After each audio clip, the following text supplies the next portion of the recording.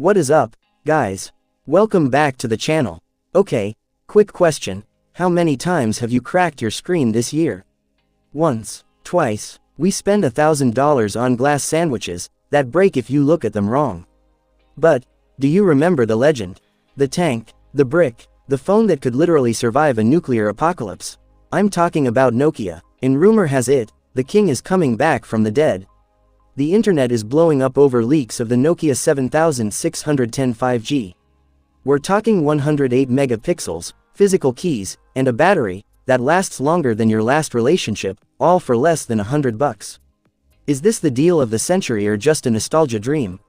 Let's dive in. The design and display. First, look at this design.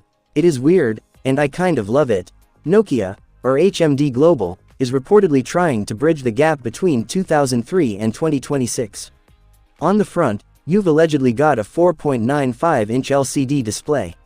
It's compact, it's pocketable, none of that holding a tablet to your face vibe we're used to with the Galaxy Ultra. But look below the screen. Buttons. Actual, physical, clicky buttons. For the Gen Z viewers, this is how we used to text under our desks in school without looking. It's tactile, it's retro, and it's a massive vibe shift. Now, here is where things get suspicious. If the leaks are real, this thing isn't just a dumb phone. It's a flagship in disguise. We are hearing it's packing a 120Hz refresh rate. That is buttery smooth scrolling, same as your iPhone Pro.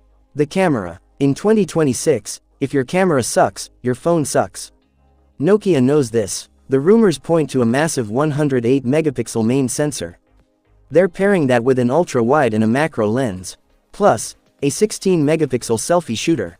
If this software is optimized correctly, you could be taking Instagram-ready shots on a phone that looks like it belongs in the Matrix. Performance. Under the hood, a Qualcomm Snapdragon 7 Gen 4. That is a serious mid-range chip. It means 5G, fast gaming, and zero lag.